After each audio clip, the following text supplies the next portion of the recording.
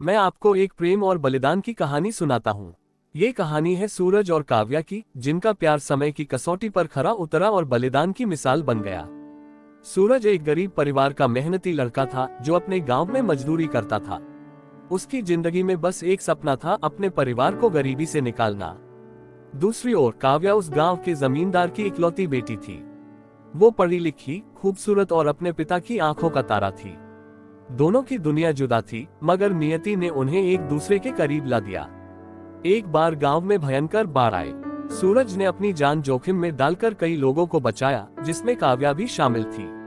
नदी के तेज बहाव में फंसी काव्या को सूरज ने अपनी बाहों में उठाकर किनारे तक पहुंचाया। उस दिन काव्या की नजरों में सूरज के लिए सम्मान जगा और सूरज के दिल में काव्या की मुस्कान बस गई। धीरे धीरे दोनों की मुलाकातें बढ़ी। काव्या अपने पिता की नजरों से छिपकर सूरज से मिलने खेतों में आती। वो उसे किताबें देती, उसे पढ़ना लिखना सिखाती और सूरज उसे अपनी सादगी और मेहनत की कहानियां सुनाता। दोनों का प्यार गहरा होता गया, मगर उन्हें पता था कि काव्या के पिता कभी इस रिश्ते को स्वीकार नहीं करेंगे।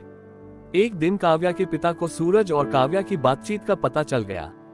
गुस्से में आकर उन्होंने काव्या को घर में बंद कर दिया और सूरज को गांव से निकालने की धमकी दी।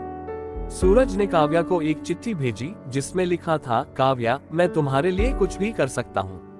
अगर तुम कहो तो मैं तुम्हें लेकर भाग जाऊं। मगर काव्या ने जवाब दिया, सूरज, मैं तुमसे प्यार करती हूँ, मगर अपने पिता का दिल नहीं तोड़ सकती। तुम मेरे लिए बहुत कीमती हो, इसलिए मैं चाहती हूँ कि तुम जाओ और अपनी जिंदगी बनाओ। सूरज का दिल टूट गया, मगर उसने काव्या की बात मानी। वो गांव छोड़कर शहर चला गया। वहां उसने दिन रात मेहनत की, पढ़ाई की और एक छोटा सा कारोबार शुरू किया। उसका इरादा था कि वो एक दिन काव्या के लायक बने और उसे अपने पिता से मांगकर ले जाए। कई साल बीत गए। सूरज अब एक सफल इंसान बन चुका था। उसने अपने परिवार को गरीबी से निकाला और गांव लौटने का फैसला किया। उसे उम्मीद थी कि शायद अब काव्या के पिता उसे स्वीकार करें। मगर जब वो गांव पहुंचा तो उसे पता चला कि काव्या की शादी हो चुकी है। जमींदार ने उसे एक अमीर घराने में ब्याह दिया था, क्योंकि काव्या ने अपने पिता की खुशी के लिए अपने प्यार का बलिदान दे दिया था। सूरज ने काव्या से मिलने की कोशिश की। एक दिन वो उसकी हवेली के बाहर खड़ा था जब काव्या बाहर निकली। दोनों की नजरें मिली। काव्या की आंखों में आंसू थे, मगर चेहरे पर एक हल्की मुस्कान। उसने धीरे से कहा, सूरज, तुमने अपने सपने पूरे किए। मुझे यही चाहिए था। अब मैं अपने पिता और पति की जिम्मेदारी निभा रही हूँ। तुम खुश रहो, मेरे लिए यही काफी है। सूरज कुछ न कह सका। उसने काव्या को दूर से देखा और चुपचाप लौट गया। उस दिन उसने फैसला किया कि वो कभी शादी नहीं करेगा। उसका प्यार काव्या के लिए था और वो उस बलिदान को कभी भूल नहीं सकता था जो काव्या ने उसके लिए दिया।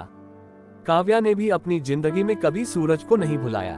वो अपने पति और परिवार के साथ खुश रहने की कोशिश करती, मगर हर रात चुपके से उस चिट्ठी को पढ़ती जो सूरज ने उससे लिखी थी।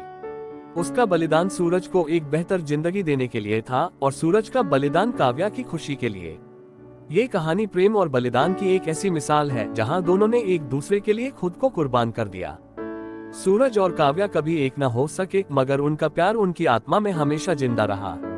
प्रेम का असली मतलब शायद यही है, खुद से पहले किसी और की खुशी को चुनना।